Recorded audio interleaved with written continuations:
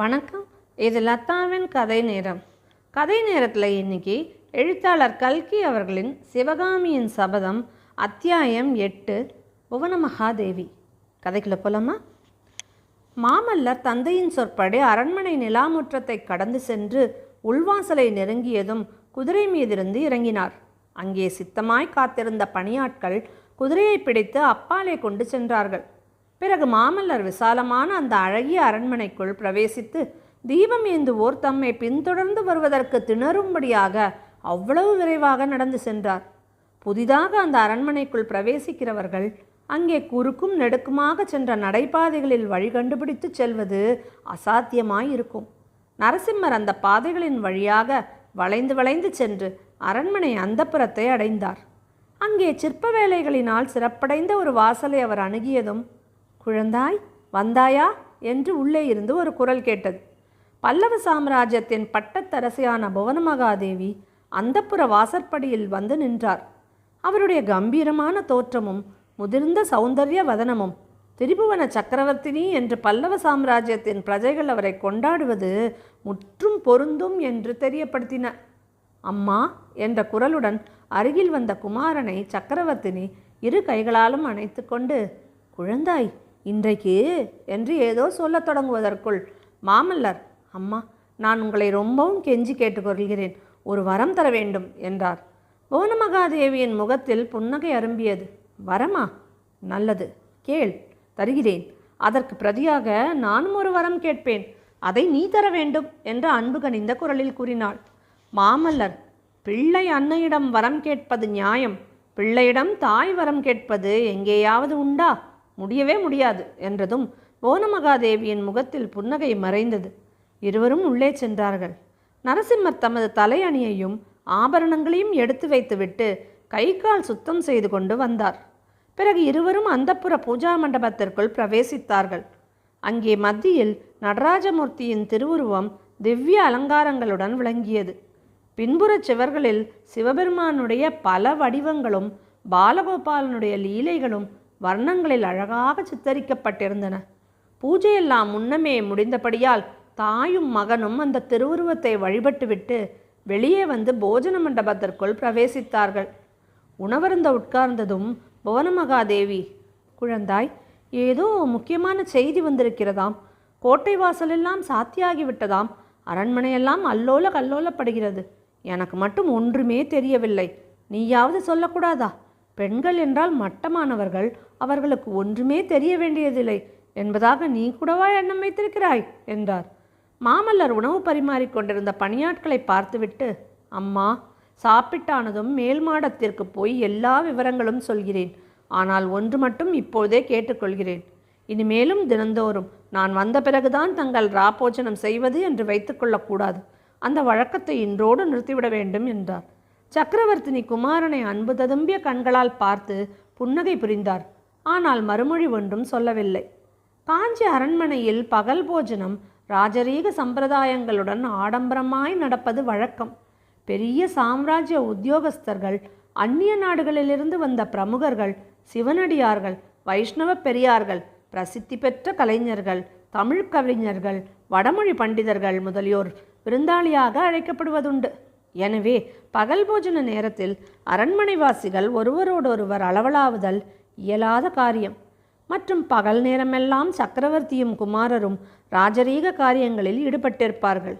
எனவே தாயும் பிள்ளையும் சந்திப்பதற்கு ராபோஜன நேரத்தை சக்கரவர்த்தி திட்டம் செய்திருந்தார். அதற்கு பிறகு அரண்மனை மேல் உப்பரிகையின் நிலாமாடத்தில் அவர்கள் 3 பேரும் சந்தித்து பேசுவது வழக்கமாய் இருந்தது. இன்றைக்கு சாப்பாடானதும் தாயும் புதல்வனும் மேல் உப்பரிகைக்கு சென்று நிலாமாடத்தில் அமைந்திருந்த பளிங்கக்கல் மேடையில் அமர்ந்தார்கள். பால் நிலவில் மூழ்கியிருந்த காஞ்சி நகரமானது அன்று இரவு என்றுமில்லாத அமைதி பெற்று விளங்கியது. நரசிம்மவர்மருடைய மனம் அந்நகரின் கீழ்கோட்டை வாசலுக்கு சென்றது. இப்போது அந்த கோட்டை வாசலை கடந்து ஒரு சிவிகை போய்கொண்டிருக்கும். அந்த சிவிகையில் ஆயனரும் அவர் மகளும் அமர்ந்திருப்பார்கள். ஆஹா, அவர்களுக்குத்தான் இன்றைக்கு எப்பேற்பட்ட ஆபத்து வந்தது! மதயானையின் மீது வேலெறிந்து அவர்களை காப்பாற்றிய வீரன் யாராக இருப்பான்? புதல்வன் தானே பேசுவான் என்று புவனமகாதேவி சிறிது நேரம் காத்திருந்தார். அவன் ஏதோ சிந்தனையில் ஆழ்ந்துவிட்டான் என்பதை தெரிந்து கொண்டு, குழந்தாய் என்றார். உடன் மாமல்லர் திடீரென்று கனவு கலைந்தவர் போல் திடுக்கிட்டு தாயாரை பார்த்தார். அம்மா, அம்மா, நான் உங்களிடம் விரும்பிய வரத்தை கேட்டே விடுகிறேன். உங்களுக்கு புண்ணியமாய் போகட்டும். என்னை குழந்தாய் என்று கூப்பிடாதீர்கள். நான் இன்னும் பச்சை குழந்தையா? பல்லவ ராஜ்யத்தில் உள்ள புகழ்வாய்ந்த மல்லர்களையெல்லாம் ஜெயித்து மாமல்லன் என்ற பட்டம் பெற்ற பிறகும் என்னை குழந்தை குழந்தை என்றால் நான் என்ன செய்கிறது? அப்பாவோ இன்னும் என்னை தொட்டிலில் கிடக்கும் குழந்தையாகவே எண்ணி நடத்துகிறார். உங்கள் 2 பேருக்கும் இடையில் நான் அகப்பட்டு கொண்டு அதற்கு என்ன செய்யலாம்?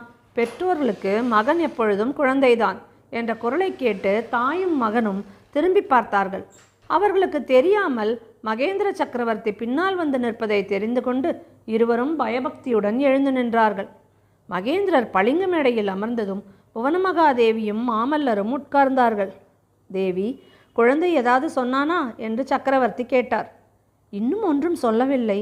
என் பேரிலும் உங்கள் பேரிலும் குறைதான் சொல்லி கொண்டிருந்தான். குறை சொல்லாமல் வேறு என்ன சொல்லட்டும்?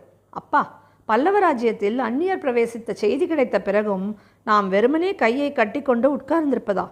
சேனாதிபதி கலிப்பகையார் சேனை திரட்டுவதற்குள் கலியுகமே முடிந்துவிடும் போலிருக்கிறதே. இத்தனை நேரம் நமது சைன்யம் போருக்கு கிளம்பியிருக்க வேண்டாமா என்று கொதித்தார் மாமல்லர். பல்லவ ராஜ்யத்தில் அந்நியர் பிரவேசித்தார்களா? இது என்ன என்று புவனமகாதேவி வியப்பும் அவநம்பிக்கையும் துணித்த குரலில் கேட்டார். ஆம் தேவி, அற்ப சொற்பமாக பிரவேசிக்கவில்லை. பெரும் படைகளுடன் திடீரென்று பிரவேசித்திருக்கிறார்கள். பல்லவேந்திரா, மந்திராலோசனை சபையில் நான் மட்டும் வாயை திறக்காமல் இருக்க வேண்டும் என்று ஏன் கட்டளையிட்டீர்கள்? எல்லோரும் ஏதோ பேசிய பொழுது என் மனம் கொதித்த கொதிப்பை மிகவும் முயன்று அடக்கி கொண்டிருந்தேன். மாமல்லரின் பேச்சை மறுத்து சக்கரவர்த்தி தமது பட்டமகிழ்ச்சியை பார்த்து சொன்னார். தேவி, நரசிம்மன் இன்னும் குழந்தையாகத்தான் இருக்கிறான். வந்திருக்கும் யுத்தம் எப்பேற்பட்டதென்பதை அவன் அறியவில்லை. 2 பேரும் கேளுங்கள். வாதாபி மன்னன் புலிகேசி பெரும் படைகளுடன் துங்கபத்ரை நதியை கடந்து நமது ராஜ்யத்திற்குள் பிரவேசித்திருக்கிறான். அவன் சைன்யத்தில் லட்சக்கணக்கான வீரர்கள் இருக்கிறார்களாம். 1000கணக்கில் யானைகள் இருக்கின்றனவாம். பெரிய காளைகள் பூட்டிய 100கணக்கான வண்டிகள் தொடர்ந்து வருகின்றனவாம். 10000கணக்கான குதிரை வீரர்கள் வருகிறார்களாம். வெகு காலமாகவே புலிகேசி இந்த யுத்த ஏற்பாடுகளை செய்து வந்திருக்கிறான். நமது ஒற்றர்கள் எப்படியோ ஏமாந்து போயிருக்கிறார்கள். நமது எல்லைக்காவல் படைகளை புலிகேசியின் ராட்சச சைன்யம் வெகு சீக்கிரத்தில் முறியடித்துவிட்டு அதிவேகமாக முன்னேறி வருகிறதாம்.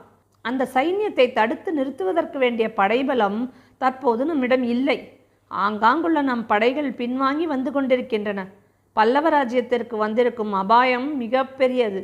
ஆனாலும் நெற்றிக்கண்ணை திறந்து திரிபுரத்தை இழுத்த பினாகபாணியின் அருளினால் முடிவில் நமக்குத்தான் வெற்றி கிடைக்கப் போகிறது. அதை பற்றி சந்தேகம் வேண்டியதில்லை. தந்தை பேசி முடிக்கும் வரையில் பொறுமையுடன் கேட்டுக்கொண்டிருந்த நரசிம்மர், அப்பா, பல்லவ சைன்யம் பின்வாங்கி வருகிறதா? இது என்ன அவமானம்! இப்பொழுது எனக்கு அனுமதி கொடுங்கள் அப்பா. நம்மிடம் தற்சமயம் மாயத்தமாயிருக்கும் படைகளை அழைத்து கொண்டு புறப்படுகிறேன் என்றார். பொறு நரசிம்மா, பொறு. பல்லவ சைனியத்தை நீ நடத்தி செல்லும்படியான காலம் வரும். அதுவரையில் பொறுமையுடன் நான் சொல்வதை கேட்டு நட. இன்றிரவு ஒரு முக்கியமான வேலை இருக்கிறது. என்னுடன் வருகிறாயா? கேட்க வேண்டுமா? வருகிறேனப்பா. தேவி, நரசிம்மனை இன்று முதல் நான் குழந்தையாக நடத்தப்போவதில்லை. சகாவாகவே நடத்தப் போகிறேன். மந்திராலோசனைகளில் கலந்து கொள்ளும் உரிமையையும் இன்று முதல் அவனுக்கு அளிக்கிறேன். நீயும் இனிமேல் அவனை குழந்தை என்று அழைக்க வேண்டாம் என்றார் சக்கரவர்த்தி. புவனமகாதேவியை படுப்பதற்கு போகச் சொல்லிவிட்டு தந்தையும் மகனும் அரண்மனையிலிருந்து வெளியேறிச் சென்றார்கள். இத்துடன் எழுத்தாளர் கல்கி அவர்களின் சிவகாமியின் சபதம் அத்தியாயம் 8 நிறைவடைகிறது. சிவகாமியின் சபதத்தை பற்றி மேலும் அறிய இணைந்திருங்கள் லதாவின் கதை நேரத்தில். வணக்கம்.